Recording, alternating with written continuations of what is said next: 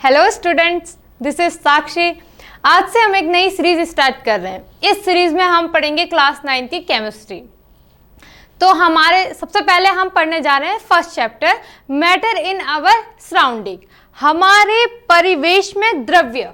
अच्छा, वैसे आपको परिवेश से क्या समझते हो आप? तो परिवेश क्या है कि हमारे आसपास के जो आवरण है वो क्या कहलाता है? हमारा परिवेश कहलाता है। ठीक है। अब द्रव्य मैटर, ठीक है। बेसिकली आपने द्रव्य तो सुना ही होगा, मैटर हर कोई बोलता है, हाँ मैटर इस टाइप से, ठीक है। या फिर एक इंग्लिश का सेंटेंस है, डजंट मैटर। चलो उसको हम छोड़ देते हैं, फिलहाल हम साइंस में आते हैं। तो आपने अपने आसपास देखा होगा, आपको बहुत सी वस्तुएं दिखाई दी होंगी। जैसे आपने चेयर देखा होगा, टेबल देखा होगा, ये बोर्ड ही देख लो आप, ठीक है। इसी तरीके से ये पेन देख लो। इसी तरीके से आपने देखा होगा, पानी देखा होगा, दूध देखा होगा। आपको जो हवा है आपने उसको फील किया होगा, लेकिन हवा को आपने देखा नहीं होगा, ठीक है। तो ये क्या है? हमारे ये द्रव्य हैं, ठीक है। अब परिवेश से आपको पता चल गया, मैंने क्या बोला? सराउंडिंग। सराउंडिंग का मतलब ही क्या होता है? हमारा आपस का जो हमारा चारों ओर का जो वातावरण होता है वही हमारा क्या कहलाता है? परिवेश कहलाता है। तो सबसे पहले हम जाते हैं मैटर में। तो मैटर क्या होता है? द्रव्य, ठीक है। सबसे पहले हम द्रव्य की अवस्थाएं पढ़ते हैं। तो द्रव्य मैटर, ये वैसे बेसिकली 5 प्रकार के होते हैं: ठोस, द्रव, गैस, बोस-आइंस्टीन और प्लाज्मा। तो आपके 9th के सिलेबस में आपको केवल 3 ही पढ़ने हैं, ठोस, द्रव और गैस, ठीक है। तो हम पढ़ते हैं सबसे पहले ठोस, द्रव और गैस के बारे में। ठोस, द्रव, गैस। और चौथा होता है आपका बोस-आइंस्टीन,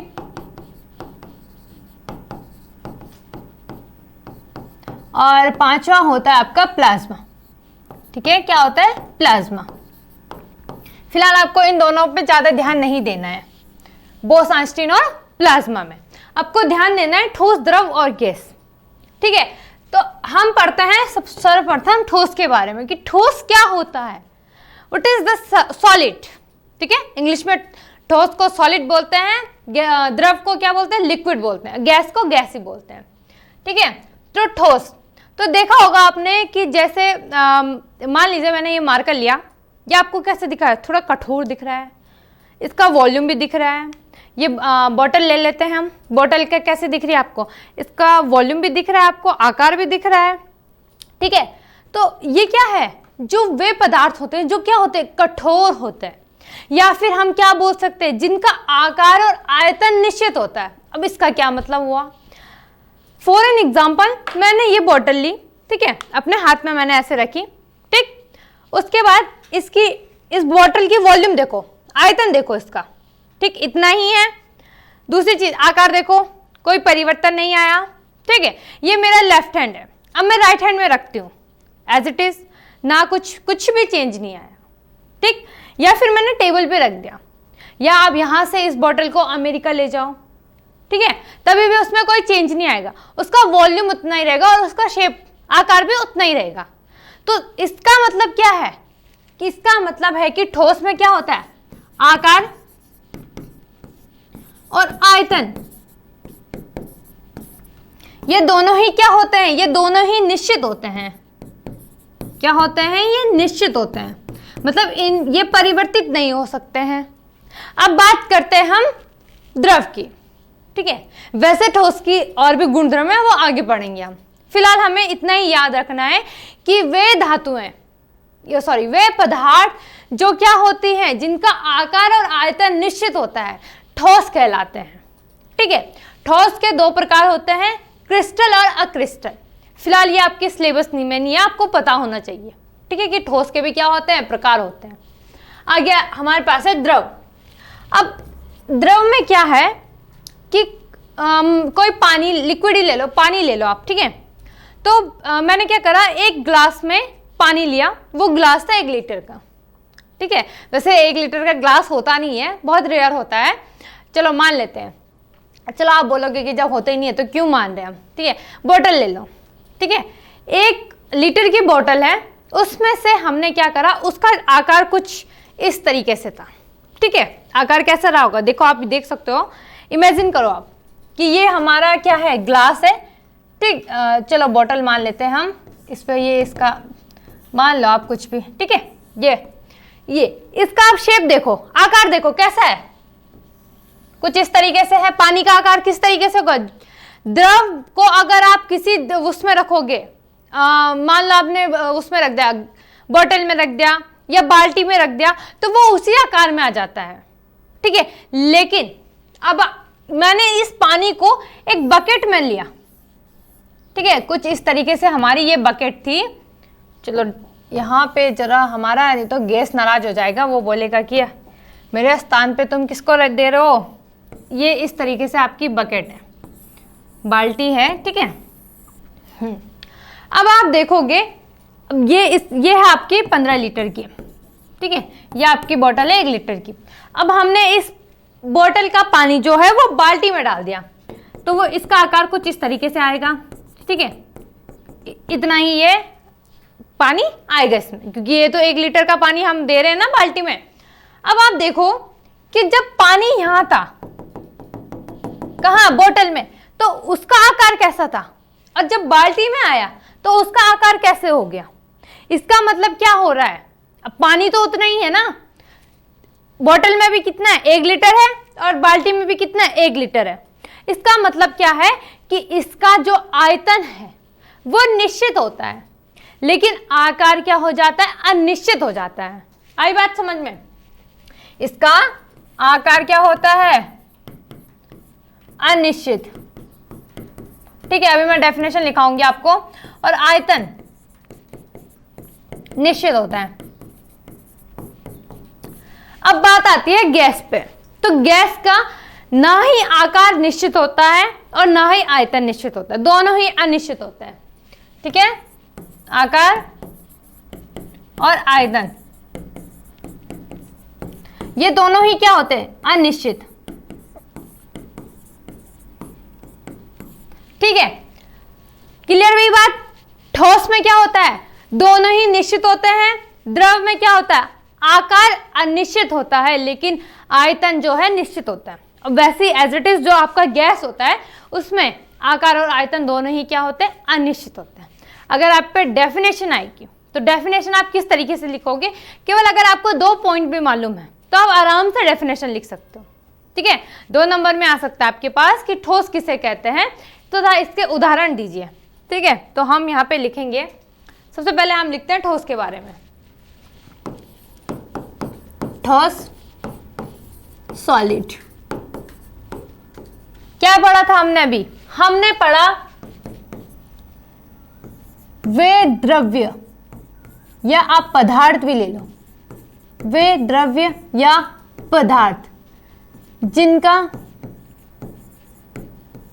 आकार तथा आयतन, वे द्रव्य या पदार्थ जिनका आयतन, आकार और आयतन क्या होता है, निश्चित होता है।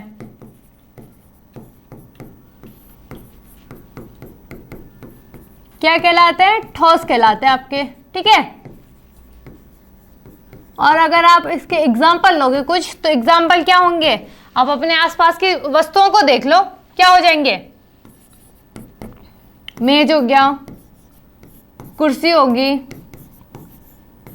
आपका कुछ भी ले लो आप, ठीक है। या आप किसको ले सकते हो, बर्फ ले सकते हो, आइस, ठीक है, कुछ भी ले लो आप, ये क्या हो जाएंगे, इसके एग्जाम्पल हो जाएंगे।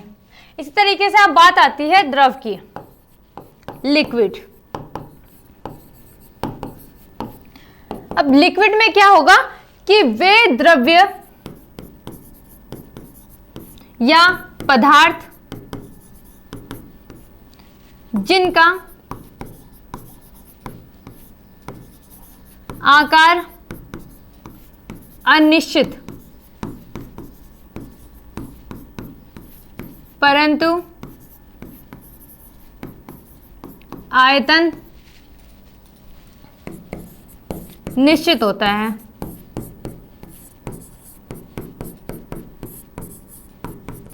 क्या कहलाते हैं? द्रव कहलाते हैं। अच्छा, एक और चीज, द्रव और द्रव्य में कंफ्यूज मत होना, ठीक है? कहीं आप यहाँ पे द्रव्य लिख के आ गए, अब वहां पे आप द्रव लिख रहे हो, ठीक है? बिल्कुल कंफ्यूज नहीं होना। ये द्रव है और ये द्रव्य है आपका, ठीक है? द्रव कहलाते हैं। अब इसके एग्जाम्पल क्या होंगे? जैसे आपका क्या हो गया? जल, पानी, दूध, ठीक है? या आप जूस ले लो, शेक ले लो, ये आपके क्या हो जाएंगे? इसके एग्जाम्पल हो जाएंगे। अब बात आती है गैस की, ठीक? तो गैस होता है वे द्रव्य या पदार्थ जो क्या हो, जिनका आकार व आयतन दोनों ही अनिश्चित हो, ठीक है? आपके क्या कहलाएंगे? गैस कहलाते हैं। गैस कहलाते हैं। इसके एग्जाम्पल कुछ इस आपके होंगे, जैसे ऑक्सीजन गैस हो गई, नाइट्रोजन गैस हो गई, कार्बन डाइऑक्साइड हो गई, ठीक है? तो आप ये अगर आपको केवल 2 पॉइंट्स मालूम हो तो आप डेफिनेशन विद एग्जाम्पल उनको लिख सकते हो, ठीक है? अब आगे देखते हैं। आगे है हमारे पास पदार्थ के कणों की विशेषताएं क्या क्या हैं, ठीक है? कि जो आपके द्रव्य हैं, ठीक है? आपको पता चल गया ना अब क्या क्या है? ठोस, द्रव, गैस, इसकी अवस्थाएं हैं द्रव्य की। अब इसमें क्या बोला उसने कि प्रथम क्या बोली कि पदार्थ के कणों के बीच रिक्त स्थान होता है, ठीक है? अब आप बोलोगे कि ये ठोस है, इसके बीच में तो मुझे कहीं पे रिक्त स्थान नहीं दिख रहा है, ठीक है? तो हम लेते हैं यहाँ पे एक उदाहरण के, मैं आप पे समझाती हूँ मैं आपको, ठीक? मैंने लिया एक दूध से भरा ग्लास लिया मैंने, ठीक है? ये क्या है? इसमें दूध है। आप इमेजिन कर सकते हो, कल्पना कीजिए आप, ठीक है? इसमें क्या है? दूध है। उसके बाद मैंने इसमें, अब इसका यहाँ पे देखो, यहाँ पे ये दूध इतना इतना है, ठीक है? ये मैं यहाँ पे, ये आपको दिख रहा होगा येलो लाइन, यहाँ पे इतना इतना दूध है। उसके बाद मैंने इसमें +4 चम्मच क्या मिला दी? इसमें चीनी मिला दी मैंने, और उसके बाद उसको पी गई, ठीक है? ऐसा मैं आपको समझाने के लिए बोल रही हूँ, ठीक है? क्या करा मैंने? दूध लिया, उसमें 4 चम्मच चीनी मिला दी। चीनी मिलाने के बाद भी मैंने क्या देखा कि जो इसका जो आयतन था वो इतने का इतना ही रहा, दूध हमारा बढ़ा ही नहीं। जबकि क्या होता है, जो आपके पदार्थ होते हैं, अगर आप फॉर एन एग्जाम्पल, ठीक है, मैंने ये मार्कर लिया, दूसरा मार्कर, अब मैं इसको मिलाती हूँ, ज्वाइन करती हूँ, तो ये दोनों देखो, इनकी लंबाई बढ़ी ना, ठीक है? पहले तो इसकी लंबाई इतनी है, दूसरे मार्कर को लिया, लंबाई बढ़ गई। अब इसी तरीके से मैंने लिक्विड था, लिक्विड में मैंने क्या मिला दिया? अच्छा, जैसे आपने देखा होगा कि हम इंक लेते हैं, तो इंक में हम क्या करते हैं? इंक को इसमें डालते हैं ना, तो इसमें कोई चेंजेस नहीं आता है, बल्कि ये अच्छे से काम करने लगता है। इसी तरीके से आपके जो दूध है, तो इसका मतलब क्या हुआ कि चीनी के लिए उन्होंने जगह छोड़ी होगी ना, तभी तो उसका स्पेस नहीं बढ़ा भाई। आई बात समझ में? इसका मतलब कि क्या होता है? कणों के बीच में रिक्त स्थान होता है, तो इस चीनी ने उस रिक्त स्थान को क्या कर दिया? भर दिया है, ठीक है? अब बात आती है ठोस, द्रव, गैस में कि किसमें ज्यादा रिक्त स्थान होता है, किसमें कम रिक्त स्थान होता है। तो ठोस की संरचना होती है वो कुछ इस तरीके से होती है, ठीक है? ये इसकी आंतरिक संरचना है, ठीक? उसके बाद या हमने प्याज की झिल्ली ले लो आप, आपको कुछ इस तरीके से ईटानुमाकार वो दिखाई देगी, संरचना दिखाई देगी प्याज की झिल्ली में। वो आपको आपकी नग्न आंखों से नहीं दिखाई देगी, सूक्ष्मदर्शी से आप देख सकते हो, ठीक है? चलो हम यहाँ पे आते हैं। ये ठोस का है और यहीं पे हमारा ये द्रव का है, ठीक है? कुछ इस तरीके से इसका स्ट्रक्चर होता है। और यहीं पे ले लेते हैं हम गैस का, ठीक? तो गैस का कुछ इस तरीके से होता है,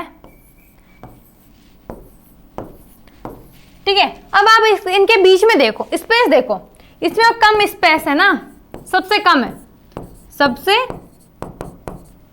कम। उसके बाद द्रव में और गैस में क्या है, सबसे ज्यादा। ठीक है, इसमें जो है स्पेस क्या है, सबसे ज्यादा है, और ये मीडियम में है। इसका मतलब क्या हुआ कि क्या है आपका जो गैस है, ठीक है, गैस में क्या होता है, सबसे ज्यादा होता है। उसके बाद ये द्रव, और उसके बाद ठोस में। ठीक है, आई बात समझ में? आप देख सकते हो, अब स्ट्रक्चर के बेस पे क्या कर सकते हो, क्लैरिफाई कर सकते हो कि क्या है, किसके बीच में ज्यादा स्पेस है। तो ठोसों के बीच में क्या होता है, कम स्पेस होता है, जिस कारण इनमें क्या होता है, अगर हम इनके बंध को या इनको हम अगर तोड़ने की कोशिश करते हैं तो हमें अधिक ऊर्जा की आवश्यकता होती है। जबकि अगर हम इनको, द्रव को पृथक करने की कोशिश करते हैं तो हम थोड़ा इजीली कर सकते हैं। अच्छा, हम एक उदाहरण ले लेते हैं। मैंने बर्फ लिया, ठीक है, मैंने बर्फ को हीट दिया, उतना ही हीट मैंने पानी को दिया। ठीक है, उसके बाद आप देखोगे कि जो आपका वो है, बर्फ है, उसको आपको और ज्यादा हीट देने की आवश्यकता होगी, तभी वो किसमें बदल सकता है, आपके द्रव में। और जबकि जो द्रव है वो आप मान लो 100 डिग्री सेल्सियस में हम उसको गर्म कर रहे हैं, तो वो क्या वाष्पीकृत होने लग जाता है। लेकिन जो ठोस है आपका, बर्फ है, वो कम वाष्पीकृत होगा। ठीक है, पहले वो द्रव में चेंज होगा, द्रव के बाद वो गैस में जाएगा। इसका मतलब क्या होता है कि जो आपके ठोस होते हैं, इनमें क्या होते हैं, पदार्थ के कणों के बीच रिक्त स्थान ज्यादा होता है, सॉरी कम होता है। ठीक है, अब कंपेयर करें हम ठोस और द्रव गैस की, तो आपको बता दिया मैंने, गैस में सबसे ज्यादा होता है, फिर द्रव और ठोस में सबसे कम। क्लियर हुआ? नेक्स्ट पॉइंट देख लेते हैं। नेक्स्ट क्या है हमारे पास कि पदार्थ के कण निरंतर क्या होते हैं, गतिशील होते हैं। ठीक है, जैसे कि मैंने एक ग्लास लिया, उसमें पानी ली, उसके बाद मैंने उसमें स्याही मिला दी। स्याही मिलाने के बाद देखोगे कि वो बहुत जल्दी से क्या हो जाता है, वो घुल जाता है वो पानी में। ठीक है, तो इसका मतलब क्या है कि इसके कण क्या है, द्रव के कण गतिशील है, इनमें गतिज ऊर्जा होती है, जिस कारण क्या होता है कि ये क्या हो जाने, ये घुलनशील होने लगते हैं। अदर जो आपके वो हैं सॉल्यूशन है, विलयन है, विलय वगैरह ना। ठीक है, आप समझ सकते हो इस तरीके से। ठीक, तो अब बात करते हैं ठोस द्रव गैस में, कि ठोस द्रव गैस में कैसा होता है।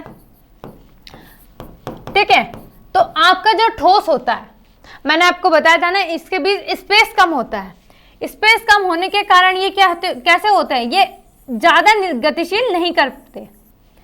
मतलब ये जैसे कि फॉर एन एग्जाम्पल, मैंने ये फोन लिया, चलो इसको हम स्टैंड मान लेते हैं, और मैंने ये मार्कर लिया।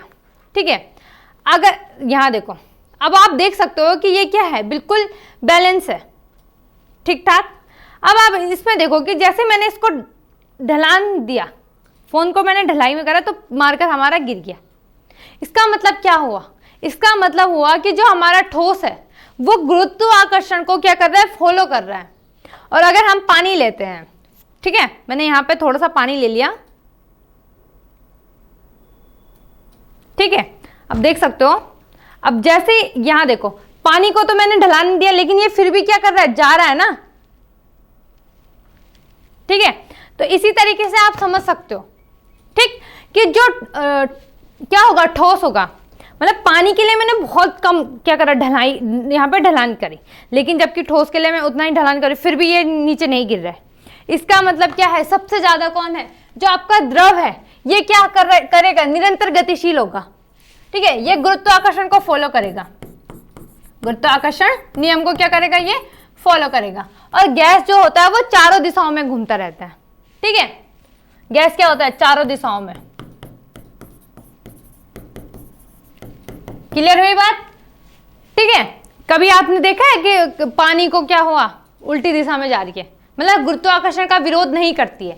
ठोस कभी कभार कर लेता है, मतलब जब हम इसको ज्यादा ही वो करें, फोर्स लगाएं, तब जाके ये होता है। ठीक है, एज कंपेयर द्रव के। ठीक है, क्लियर हुई ये बात? आगे देखते हैं। अच्छा, पदार्थ के कण एक दूसरे को आकर्षित करते हैं। क्या इससे बोला कि पदार्थ के क्या कण क्या होते हैं, एक दूसरे को आकर्षित करते हैं। यहां पे मैंने एक नल लिया, यहाँ से पानी गिर रहा है नल से, बिल्कुल इस तरीके से आप देख सकते हो। ठीक है, अब मैंने यहाँ पे क्या करा, मैंने यहाँ पे अपनी फिंगर रख दी कुछ स्पेस छोड़ के। अब आप यहाँ से देखोगे, ठीक है, विजिबल है आपको, यहाँ से तो पानी की जो दिशा है वो बिल्कुल क्या है, मतलब पानी अपने फ्लो में बह रहा है।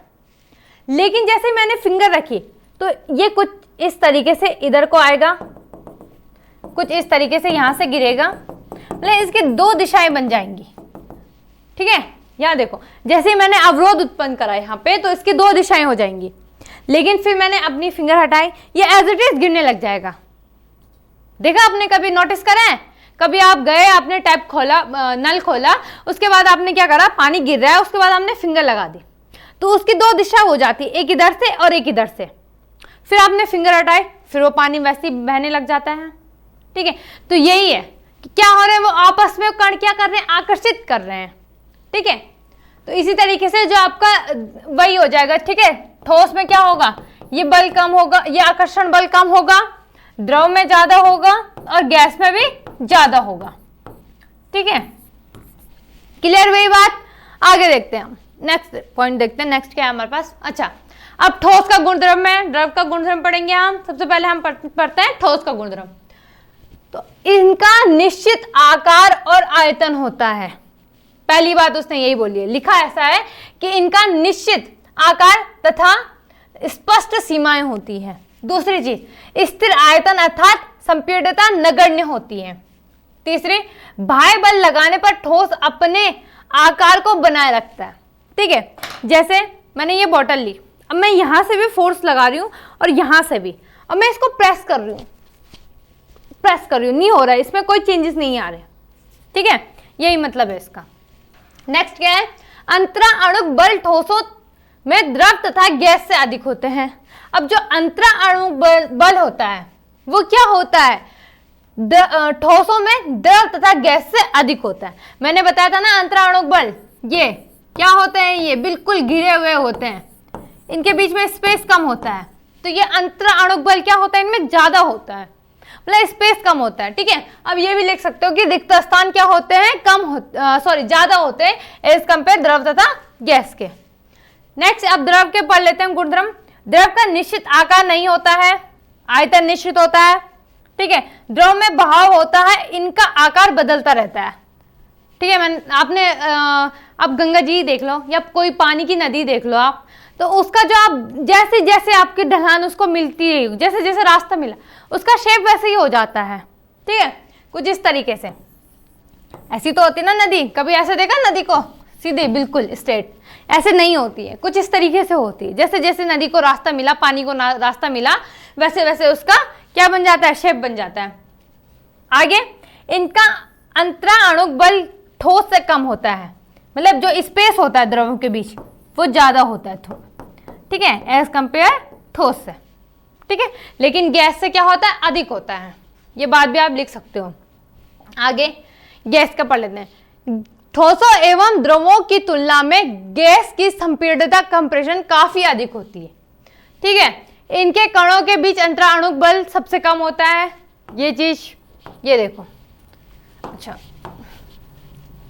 ठीक है, क्या होता है, इनके बीच में स्पेस बहुत ज्यादा होता है, जिस कारण हम इनको क्या कर सकते हैं, आसानी से क्या कर सकते हैं, हम इनको पृथक कर सकते हैं।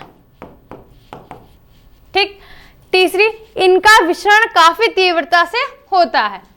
क्लियर हुई बात। और आप इसमें एक और चीज लिख सकते हो कि इनका आकार और आयतन अनिश्चित होता है। क्लियर, आगे पढ़ते हैं। अच्छा, ये अगर आपको वो सब याद नहीं करना है, केवल आपको क्या गुण याद कर लो। ठीक है, आपको क्या करना है, गुण याद करना है। गुण के बाद आप क्या कर सकते हो, केवल आपको थोड़ा थोड़ा देखना है। देखो इसमें क्या है, जैसे ठोस में आकार निश्चित होता है, आयतन निश्चित होता है, ये हमने पढ़ लिया है। द्रव में आकार अनिश्चित होता है, आयतन क्या होता है, निश्चित होता है। इसमें ना ही आकार निश्चित होता है ना ही आयतन निश्चित होता है। क्लियर हुई।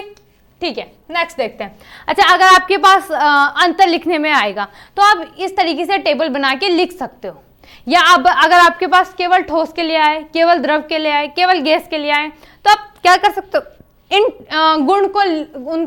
इन गुण को क्या कर सकते हो, संक्षिप्त में लिख सकते हो। या विस्तृत रूप से भी लिख सकते हो। दृढ़ता, ठोस दृढ़ होते हैं, द्रव दृढ़ नहीं होते हैं, ये बह सकते हैं। ठीक है, गैस दृढ़ नहीं होती है। क्या होते हैं? दृढ़ मतलब क्या होता है? इनकी कठोरता। ठीक है, आयतन, ठोसों का आयतन निश्चित होता है, द्रव का आयतन निश्चित होता है, लेकिन गैस का कोई आयतन निश्चित नहीं होता है। क्लियर हुई बात? आगे देख लेते हैं। संपीडनशीलता, ठोस असंपीडनीय होते हैं। मतलब क्या? मैंने बताया ना आपको, जब मैं बोतल को प्रेस कर रही थी उसका आकार चेंज नहीं होता। ठीक है, द्रव बहुत कम संपीडित होते हैं, गैस बहुत अधिक संपीडनशील होते हैं। आगे, कणों के बीच अंतर आणविक बल। ठीक है, ठोसों के कणों के बीच बहुत अधिक अंतर आणविक बल पाया जाता है, जबकि द्रवों के बीच ठोस से कम पाया जाता है, लेकिन गैस से अधिक पाया जाता है। क्लियर हुई बात? अब गैस में क्या होता है? गैसों के कणों के बीच अंतर आणविक बल बहुत कम होता है, अर्थात नगण्य होता है। प्रत्येक कण स्वतंत्रता पूर्वक गति कर सकते हैं, अधिक से अधिक आयतन घेर सकता है। ये क्या है? ये गैस का गुण है। क्लियर हुई बात? अब इस तरीके से लिख सकते हो इनको, और याद करने में भी ये क्या होते हैं? इजी होते हैं। अब हम पढ़ लेते हैं तापमान में परिवर्तन के प्रभाव। किसके तापमान में? द्रव्यों की बात कर रहे हैं ना, तो ठोस, द्रव, गैस। ठीक है, तो पढ़ते हैं हम। गलनांक बिंदु, क्वथनांक बिंदु, ऊर्ध्वपतन, ये तीनों हमने क्या करने हैं? पढ़ने हैं अभी। ठीक है, क्लियर? सबसे पहले पढ़ते हैं हम गलनांक बिंदु। किसी ठोस का वह तापमान, टेम्परेचर, जिस पर वो अपनी ठोस अवस्था से पिघलकर द्रव अवस्था में आ जाता है। ठीक है, मतलब क्या बोले इसने कि वह तापमान बिंदु जो ठोस को द्रव अवस्था में परिवर्तित क्या करता है? परिवर्तित होता है, वो क्या कहलाता है? आपका गलनांक बिंदु कहलाता है। जैसे कि कोई बर्फ है, मान लीजिए वो 100 डिग्री सेल्सियस में क्या हो रहा है? द्रव में चेंज हो जाए, तो पानी का जो गलनांक बिंदु होगा वो 100 डिग्री सेल्सियस होगा। क्लियर हुई बात? ठीक है, अब इसमें क्या है? संगलन को प्रसुप्त ऊष्मा, वायुमंडलीय दाब पर 1 kg ठोस को उसके गलनांक पर द्रव में बदलने के लिए जितनी ऊष्मा की ऊर्जा होती है या जितनी ऊर्जा की आवश्यकता होती है, उसे संगलन की प्रसुप्त ऊष्मा कहते हैं। मतलब एक केवल क्या, यहाँ पे ये विशेष मान दे रखा। ठीक है, स्पेशल मान दे रखा किसका? सॉलिड का। 1 kg ठोस। ठीक है, तो ये क्या हो जाएगी? इसके प्रसुप्त ऊष्मा कहलाएगी। क्लियर? आगे देखते हैं तापमान। अच्छा, ये तो चलो। अब क्वथनांक क्या होता है आपका? क्वथनांक। ठीक है, अच्छा, आपके पास या प्रसुप्त ऊष्मा और गुप्त ऊष्मा में अंतर आ सकता है, अभी पढ़ेंगे हम। प्रसुप्त ऊष्मा हमने पढ़ ली है, अब हम पढ़ेंगे क्वथनांक बिंदु पढ़ लेते हैं फिलहाल। किसी द्रव का वह तापमान जिस पर वह अपनी द्रव अवस्था से छोड़कर गैसीय अवस्था में परिवर्तित हो जाता है। ठीक है, जो इससे पहले था आपके पास गलनांक, उसमें क्या हो रहा था? ठोस से किस में आ रहा था? द्रव में, और यह द्रव से गैस में जा रहा है। क्लियर?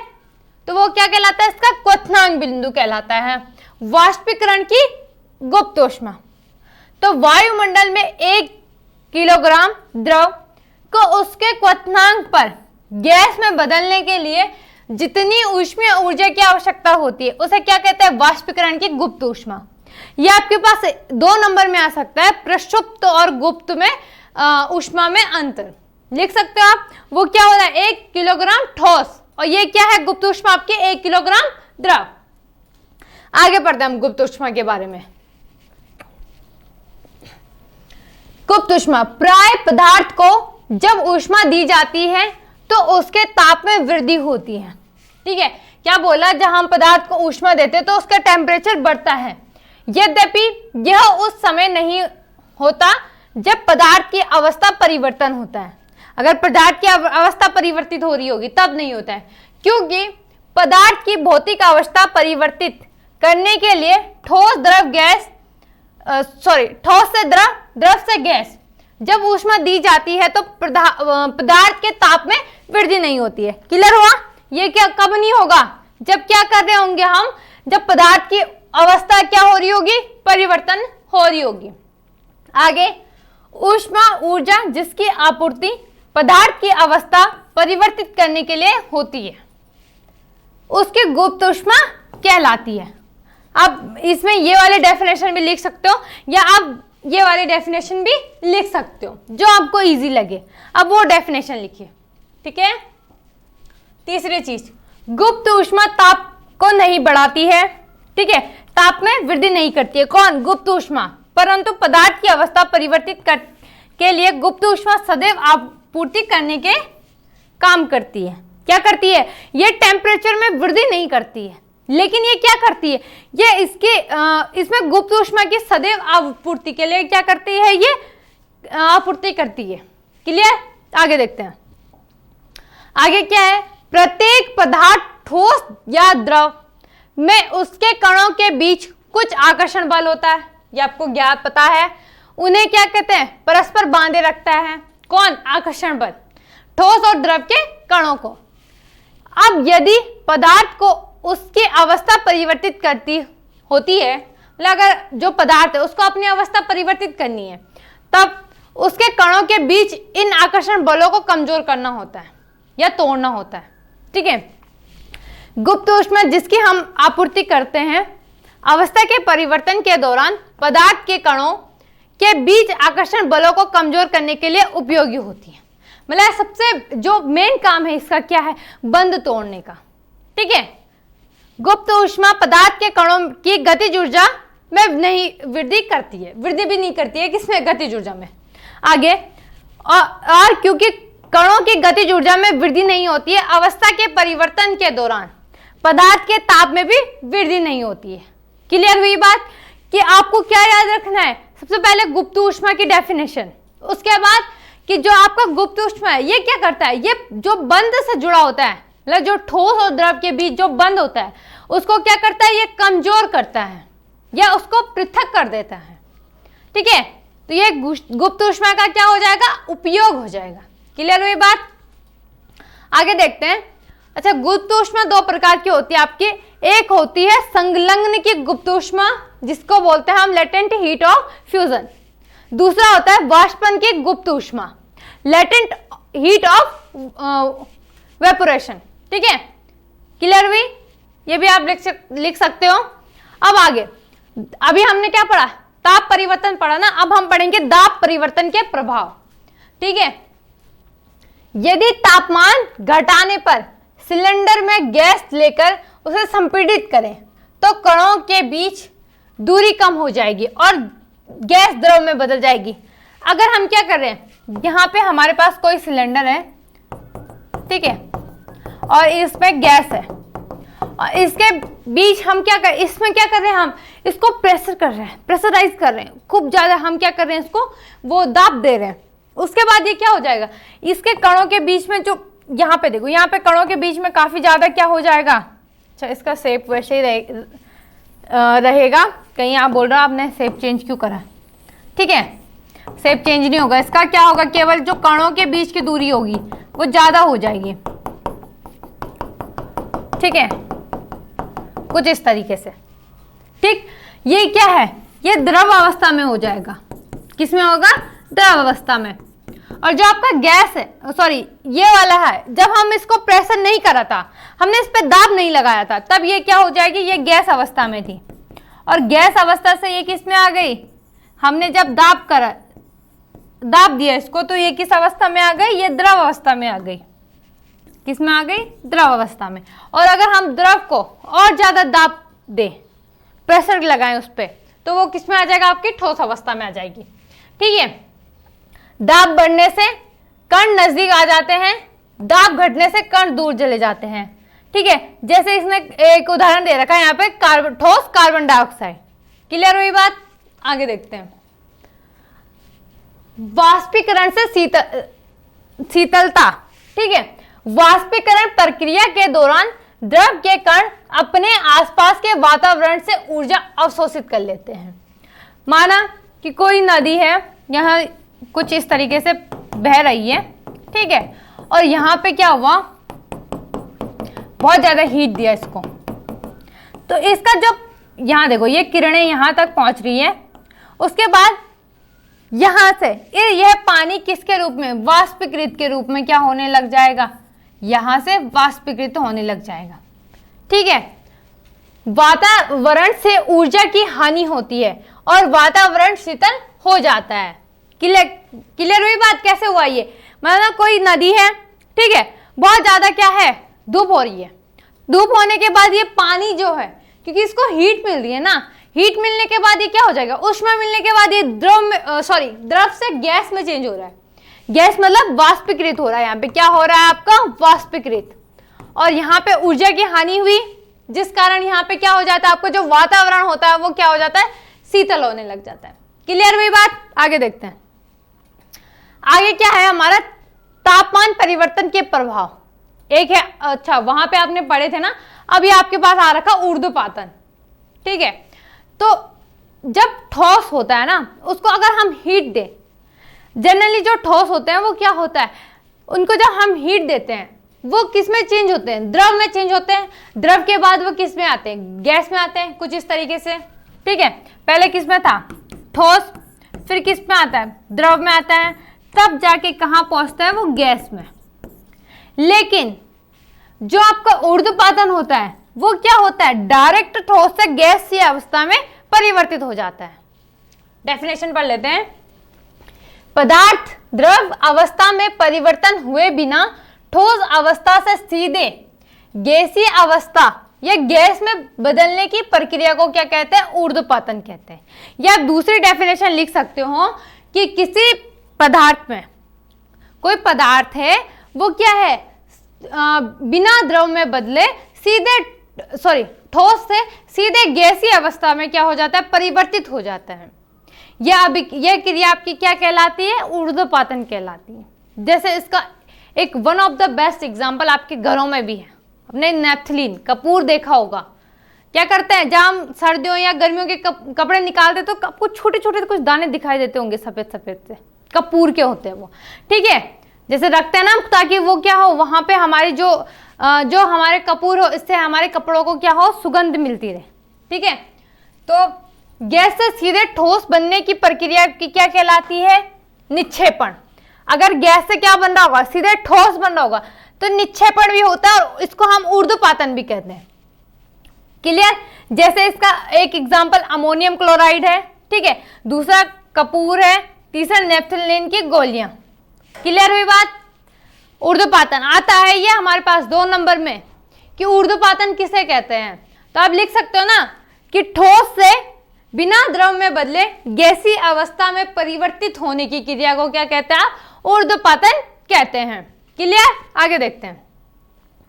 वाष्पीकरण, ठीक है, वाष्पीकृत सुना होगा आपने। वाष्पीकृत क्या है कि जब हमारा द्रव है वो क्या हो रहा है, उसको अगर हम ऊष्मा दें, हीट दें, तो वो गैस अवस्था में परिवर्तित होने लग जाती है। डेफिनेशन पढ़ लेते हैं। डेफिनेशन होगी इसकी कि यह सतह पर होने वाली प्रक्रिया है जिससे द्रव पदार्थों में सतह के कण क्वथनांक से नीचे किसी तापमान पर वाष्प में बदलने लग जाते हैं। अगर, ठीक है, ये क्या हो जाते हैं, वाष्पीकृत होने लग जाते हैं। इस प्रक्रिया को क्या बोलते हैं, हम वाष्पीकरण कहते हैं। मतलब जो आपका, जो मैंने आपको बताया ना, नदी का एग्जांपल दिया, जब बहुत ज्यादा गर्मी हो रही है तो ये पानी क्या हो रहा है, धीरे धीरे वाष्पीकृत हो रहा है, ठीक है। तो ये क्या कहलाती है आपकी, ये प्रक्रिया, मतलब द्रव से गैस में जो अवस्था है, ये बदलने की अवस्था को क्या कहते हैं, हम वाष्पीकरण कहते हैं। वाष्पीकरण को प्रभावित करने वाले कारक आपके क्या क्या हैं, एक तो सतह का क्षेत्रफल है, दूसरा टेम्परेचर है, आर्द्रता है, वायु की गति है। ये इसको चेंजेस करने के क्या हैं, ये कारक हैं जो क्या कर रहे हैं, वाष्पीकरण की प्रक्रिया को क्या करते हैं, ये प्रभावित करते हैं, इफेक्टिव करते हैं। क्लियर हुई बात? आगे देखते हैं। अच्छा, ये ठीक है, ये देखो, आपको क्या करना है, ये चित्र आपने कॉपी में बना लेना है ताकि आपको याद रहे कि जब ठोस से द्रव बनता है तो उस जब ठोस अवस्था से द्रव अवस्था में आता है कोई पदार्थ, तो उस अभिक्रिया को क्या कहते हैं, अगर आपका ठोस से द्रव में आता है तो उसको संगलन कहते हैं। क्या कहते हैं, संगलन। और अगर द्रव से ठोस में जाता है तो इसको क्या बोलते हैं, फ्रीजर या जमना। जैसे हमने क्या करा, गर्मियों के टाइम पे हम करते हैं, जैसे हम स्कूल जा रहे हैं तो अगर हमारे स्कूल 2-3 किलोमीटर दूर है तो रास्ते में आते हुए बहुत ज़्यादा गर्मी हो जाती है, स्कूल में तो थोड़ा ठंडा पानी चाहिए होता है, तो हमने क्या करा, प्लास्टिक की बोतल में हम क्या कर देते हैं, पानी भरते हैं, उसके बाद फ्रीजर में डाल देते हैं, तो वो बर्फ अवस्था में आ जाता है, ठीक है, ठोस अवस्था में आ जाता है वो। तो उसको क्या कर रहे हैं, वो क्रिया क्या हो रही है, जम रही है ना, उसमें पानी क्या हो रहा है, जम रहा है, तो इसको बोलेंगे जमना, ठीक है, जमुना नहीं बोला मैंने, ठीक है, जमना, ठीक। दूसरी चीज संगलन। अब अगर ठोस से सीधा गैस में आते हैं तो ऊर्ध्वपातन होता है, या गैस से सीधा ठोस में जाता है, क्या बोलते हैं, या तो ऊर्ध्वपातन बोलते हैं या निक्षेपण बोलते हैं, क्या बोलते हैं, निक्षेपण, ये हमने अभी पढ़ा है। तीसरी चीज, अगर द्रव से गैस में हो रहा होगा तो वाष्पीकरण बोलते हैं, अगर गैस से द्रव में चेंज हो रहा होगा तो क्या बोलते हैं, संगनन बोलते हैं। ये स्ट्रक्चर आपके दिमाग में होना चाहिए, ठीक है, कोई कंफ्यूजन नहीं होनी चाहिए। अच्छा हाँ, इसमें कंफ्यूज मत हो ना, संगलन और संगनन में। यहाँ पे आपके पास है संगलन और ये है संगनन, कि जब गैस अवस्था से द्रव अवस्था में परिवर्तित होता है तो उसको बोलते हैं संगनन अवस्था, यह संगनन। या जब आपका ठोस द्रव में चेंज हो रहा होगा तो उसको बोलते हैं संगलन, ठीक है, क्लियर हुई बात। आगे देखते हैं, पदार्थ की अवस्था में परिवर्तन, ये हमने वैसे पढ़ लिया है, दोबारा हम इसको हल्का देख लेते हैं कि अगर तापमान में परिवर्तन करते हैं तो आपको पता है, ये अगर ठोस अवस्था से द्रव अवस्था में हो रहा होगा, माना कोई बर्फ है, ठीक है, ये हमारा क्या है, आइस मान लेते हैं, कुछ ज्यादा अच्छा नहीं बनाया है मैंने, ठीक है, आइस है, यहां से ये किस में आ जाता है, ये आ जाता है आपके द्रव अवस्था में, ठीक, और यहां से अगर ये हो जाता है तो ये वाष्पीकृत होने लग जाता है, क्या होने लग जाता है, वाष्पीकृत होने लग जाता है। क्लियर हुई बात, कि अगर हम तापमान में बदलाव करते हैं तो ठोस से द्रव, द्रव से गैस बनने लगता है, और अगर हम दाब में बदलाव करते हैं तो गैस से द्रव और द्रव से क्या बनने लगता है, ठोस बनने लगता है। जैसे हमने क्या सिलेंडर का एग्जांपल देखा था ना, कि जब हम सिलेंडर को बहुत ज्यादा उस पर प्रेशर दे रहे हैं तो उसके जो कण है वो आपस में क्या होने लगते हैं, नजदीक आने लगते हैं, जिस वजह से वो द्रव अवस्था में परिवर्तित हो जाते हैं। और अगर और ज्यादा हम उसको क्या करें, प्रेशर दें, तो वो द्रव अवस्था से ठोस अवस्था में आने लगते हैं। क्लियर हुई बात, कुछ ज्यादा टफ नहीं है, ठीक। अब हम पढ़ते हैं विसरण के बारे में, ठीक है। तो कुछ कण क्या होते हैं आपके, उसके कणों की गति के कारण, कुछ मतलब पदार्थ है उसके जो कणों की गति है, या किसी पदार्थ का फैलना या अन्य पदार्थ के साथ क्या होना, मिश्रित होना ही क्या कहलाता है, आपका विसरण कहलाता है। क्लियर हुई बात। एक पदार्थ का दूसरे पदार्थ से विसरण तब तक होता है जब तक कि दोनों क्या हो जाते, समान मिश्रण नहीं बनता है। क्लियर, ये इसके पॉइंट्स हैं, ये इसकी डेफिनेशन है, आपको पॉइंट्स याद होने चाहिए। क्या क्या है कि कब तक विसरण कब तक होगा, जब तक कि वो दोनों मिश्रण क्या नहीं होंगे, समान नहीं होंगे। दूसरी चीज, विसरण द्रव्य का एक गुण है जो उसके कणों की गति या संचलन पर आधारित होता है। किस पे आधारित होता है, ये कणों की गति पे, ठीक है। विसरण गैस और द्रव और ठोसों में होता है, ये तीनों अवस्थाओं में होता है, गैस में भी होता है, द्रव में भी होता है, आपके ठोस में भी होता है। विसरण गैसों में सबसे तीव्र होता है। आपको क्यों होता है ये गैसों में सबसे तीव्र, क्योंकि इनके बीच क्या होता है, स्पेस बहुत ज्यादा होता है, ठीक है। दूरी ज्यादा होने के कारण इनमें क्या होता है, विसरण अधिक होता है। और ठोसों में सबसे मंद होता है। क्यों होता है, क्योंकि इनके बीच जो होता है वो स्पेस बहुत कम होता है, इसलिए इनके बीच क्या होता है, जो विसरण है वो सबसे मंद या सबसे धीमी गति में होता है। क्लियर हुआ। और द्रव में मीडियम में होता है। गैसों में विसरण तीव्रतम होता है क्योंकि गैस के कण अत्यधिक तीव्रता से गति करते हैं, क्योंकि इनके बीच में स्पेस बहुत ज्यादा होता है। दूसरी चीज, ठोसों में विसरण मंदतम होता है क्योंकि ठोसों के कणों के अधिक गति नहीं करते, या आप ऐसे भी लिख सकते हो कि उनके कणों के बीच में अधिक स्पेस नहीं होता है। द्रवों में प्रसरण यद्यपि ठोसों प्रसरण की अपेक्षा अधिक होता है और गैसों से क्या होता है, ये कम होता है। सॉरी, ठोस से तो क्या होता है, अधिक होता है, और गैस की अपेक्षा क्या होता है, ये कम होता है, मतलब बीच में आ जाता है। जैसे ठोस हो गया, फिर ठीक है द्रव और ये गैस, के बीच में आ जाता है, कुछ इस तरीके से बने, ठीक है। विसरित पदार्थ का ताप बढ़ाने पर विसरण की दर बढ़ जाती है। अच्छा, अब आप बोलोगे ताप बढ़ाने पर विसरण की दर कैसे बढ़ेगी? जब हम ताप बढ़ाते हैं तो इनके बीच क्या हो जाते हैं, जो अंतर होता है, जो स्थान में जो बीच की दूरी होती है वो धीरे धीरे क्या होने लगती, कम होने लग जाती है, सॉरी अधिक होने लग जाती है, ठीक है। मतलब ठोस से क्या बन जाता है, ये द्रव में परिवर्तित हो जाता है, फिर द्रव से गैस। तो आपको पता है ना गैस में क्या होता है, विसरण की गति अधिक होती है, इसीलिए आपका क्या है, ताप बढ़ाने पर विसरण की गति जो है वो बढ़ जाती है। और अगर हम दाब बढ़ाते हैं तो विसरण की गति धीमी हो जाएगी। क्लियर हुआ? आगे देखते हैं। अच्छा, कि इतना क्लियर हुआ आपको कि आपका क्या है, जो आपके ठोस है, जो आपका ठोस है वो क्या होता है, इनके बीच में जो स्पेस होता है वो क्या होता है, बहुत ज्यादा अधिक होता है, सॉरी बहुत कम होता है, स्पेस कम होता है ना, जिस कारण इनमें क्या होता है, अगर हम दाब बढ़ाते हैं तो दाब बढ़ाने पर ये क्या हो जाएंगे, आपस में क्या हो जाएंगे, थोड़ा पास पास आने लग जाएंगे ना, ठीक है। इस तरीके से ये मान लेते हैं हमने, ये द्रव का है, ठीक, और ये ठोस का स्ट्रक्चर है। तो दाब बढ़ाने पर ये इस तरीके से होगा, तो दाब बढ़ाने पर क्या होगा, विसरण की गति क्या हो जाती है, कम होने लगती है। क्लियर हुआ? विसरण क्लियर हुआ? तो आज के लिए हम इतना ही रखते हैं, अब मिलते हैं नेक्स्ट डे नेक्स्ट टॉपिक के साथ।